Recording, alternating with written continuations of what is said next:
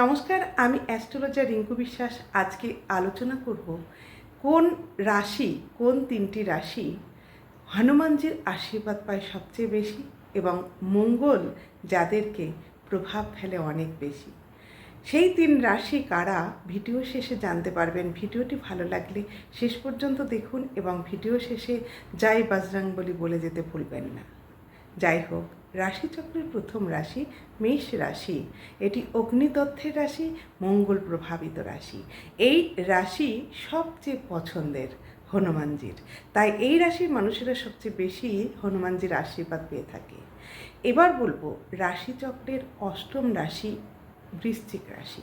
বৃশ্চিক রাশি জলতত্ত্বের রাশি, মঙ্গল প্রভাবিত রাশি এবং এই প্রতিশোধ পরায়ণকারী মানুষগুলির ওপর সবচেয়ে বেশি আশীর্বাদ থাকে হনুমানজির।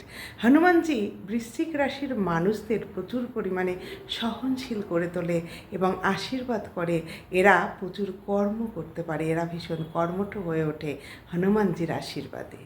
এবং পরবর্তী রাশি এবং শেষ হনুমানজির পছন্দের রাশি হচ্ছে মকর রাশি, কালপুরুষের দশম রাশি মকর রাশি।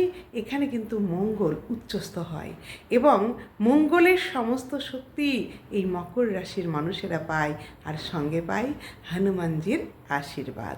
সেই কারণে এরা কিন্তু ভীষণ পরিমাণে সহনশীল এবং এরা জীবনে অনেক বড় হতে পারে। হনুমানজির আশীর্বাদ এই তিন রাশির উপরে সম্পূর্ণরূপে থাকে। আপনি কোন রাশি লিখে যেতে ভুলবেন না। সকলে ভালো থাকুন।